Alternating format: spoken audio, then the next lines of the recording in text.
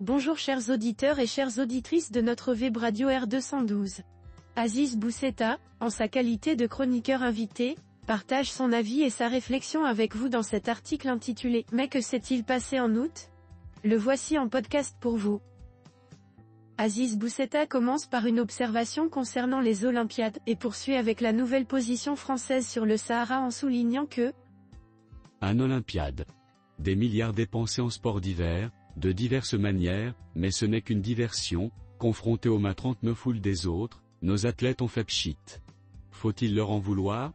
Non, car comme la plus belle femme du monde, un athlète ne peut donner que ce qu'il a, et si on lui donne peu de moyens, il fera peu de résultats. Une remise en cause s'impose, ou alors cessons de nous présenter pour ce que nous ne sommes pas. En revanche, nous sommes une nation qui aime le sport, sans être une nation sportive, et le sport chez nous est un divertissement, pas un écosystème, ce qu'il devrait être pour être lucratif et performant. De nouvelles positions françaises sur le Sahara. Première réaction algérienne, un fake. Le patron des polices marocaines est censé avoir sorti un communiqué en forme d'ordre adressé aux éditeurs de presse, leur intimant l'ordre d'éviter les sujets sensibles de la sécurité et de l'armée, au sujet d'une désertion de plusieurs dizaines d'officiers des phares. Chez nos voisins, chasser le naturel, il revient au galop. Chez eux, ça ne parle que putsch, meurtre, désertion, mais chez nous, on voit mal Abdelatif Hamouchi s'adresser directement aux journalistes. Le Maroc est un État organisé, il y a des gens pour cela, un syndicat par exemple, un conseil de la presse, une association d'éditeurs. Quant à une désertion, il semblerait que nos militaires ne connaissent ni ce mot ni le sentiment qui va avec, ils le laissent à leurs homologues algérisibles. Notre journaliste aborde ensuite le déplacement d'Abdelila Ben-Kiran pour les funérailles de Haniyeh et revient sur la commémoration du 9 août à Nagasaki en ces termes. 3 Abdelila Ben-Kiran sort le grand jeu pour le Hamas, il se déplace pour les funérailles de Haniyeh, prononce une interminable homélie à ses funérailles, félicite chaleureusement Sinvar, sachant que ni Feu le premier ni le second n'ont jamais eu un mot aimable ou de soutien pour le Maroc, dont Abdelila Ben-Kiran fut pourtant chef du gouvernement. Cherchez l'erreur car il y en a une.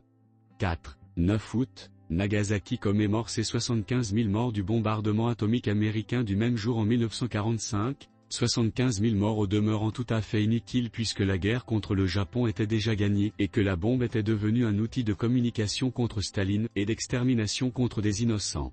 Cette année 2024, pour la cérémonie, le maire n'a pas invité Israël, mais la Palestine si. L'Occident et le US boycottent. Le bourreau de 1945 boycotte la victime de la même année, qui invite 79 ans plus tard une autre victime et non son bourreau actuel, lui-même allié au bourreau d'antan. Qui se ressemble s'assemble, et l'élégance japonaise n'a d'égal que l'indécence qui est l'impertinence occidentale. La réflexion se poursuit avec une observation sur l'invasion de la Russie par l'Ukraine, la mort d'Alain Delon, qu'on croyait immortel, et Abdelmajid Tebboune, qui fait le serment d'attaquer Israël si l'Égypte lui ouvre les frontières de Gaza, la grâce royale en faveur d'environ 5000 cultivateurs de cannabis, direction Tokyo ou la TICAD, Karim Khan, courageux procureur de la CPI, ensuite, une réflexion sur Emmanuel Macron. 5. L'Ukraine envahit la Russie. S'exaltent les médias occidentaux. En réalité un confetti de Russie, mitoyen à l'Ukraine. La meute de journalistes se pâme devant tant de témérité et de panache. Les experts sont plus sceptiques. David contre Goliath, c'était une fois, ça ne marche pas toujours. Mais attaquer une Russie irascible dirigée par un Poutine irritable est une entreprise périlleuse montrant l'inconséquence et même l'inconscience d'un camp occidental désemparé. Si Alain Delon est mort, on le croyait immortel, mais on se trompait. Il a vécu très beau, il est mort vaguement beauf. Cet Abdelmajid Tebboune fait le serment d'attaquer Israël si l'Égypte voulait bien lui ouvrir les frontières de Gaza. Cet homme respire comme il ment. Pauvres Algériens, unique grâce royale en faveur d'environ 5000 détenus ci-devant cultivateurs de cannabis. On tourne donc une page et on en commence une autre, dans la paix civile et sociale, espérant quand même que les barons se barront enfin et que la terre reviendra à ceux qui la cultivent. 9 Tokyo, TICAD, Afrique-Japon, les Algériens et leurs polisariens donnent le sentiment que leur seul objectif aujourd'hui est de continuer d'exister et de ne surtout pas se faire oublier, au point d'aller à une conférence internationale, d'y entrer en resquille avec leur mentor, de sortir en douce une plaque sahraoui démocratique et de squatter une place au premier rang. un diplomate marocain saute sur le Sahraoui, même s'il n'aurait pas dû, et un ambassadeur algérien lutté à ses heures perdues se jette sur le Marocain. Le Japon doit maintenant se décider. Dit courageux personnage que ce Karim Khan.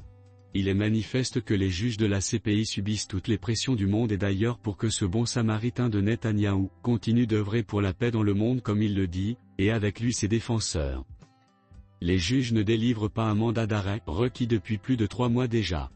Karim Khan insiste et il faut lui en rendre grâce, connaissant désormais les Occidentaux, il met sa carrière, sa vie, sa famille en danger.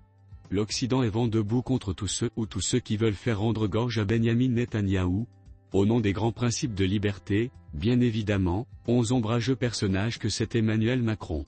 Il n'a pas dû avoir souvent l'occasion de jouer, étant enfant, alors aujourd'hui, il utilise ce qu'il a pour jouer, la Constitution et les institutions par exemple.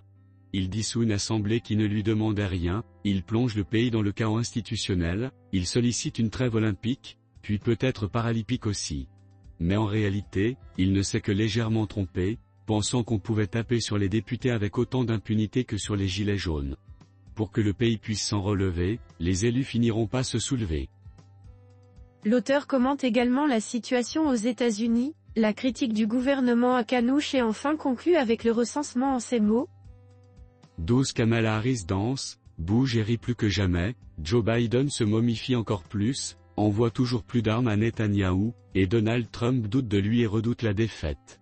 Ainsi avancent les États-Unis, ce grand pays qui fut une grande démocratie, avant qu'il ne commence à parler allègrement d'élections truquées, de voir ses ultras envahir le Capitole, de poursuivre des gens comme Assange, de déclencher des guerres comme en Ukraine, de soutenir activement et avec le sourire un génocide. Mais Harris rit de toutes ses dents, Biden grince des dents et Trump claque des dents. 13 Le gouvernement à Kanouche se surpasse. En début de mandat, il bloque une loi sur l'enrichissement illicite et à mi-mandat, il bloque la possibilité pour les ONG de poursuivre des responsables indélicats.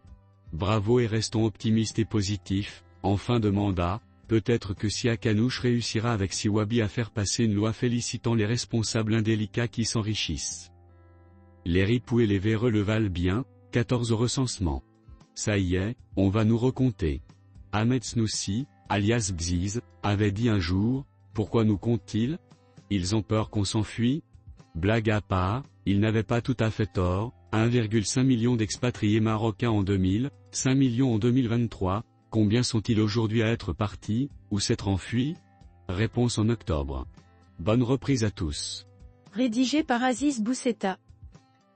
Chers auditeurs de la web radio R212, merci d'avoir été à l'écoute de ce podcast et de partager avec nous ce moment d'échange et de découverte. Votre présence et votre fidélité sont notre plus belle récompense. On se dit à très bientôt, si vous le voulez bien. Avec toute notre gratitude, l'équipe de R212.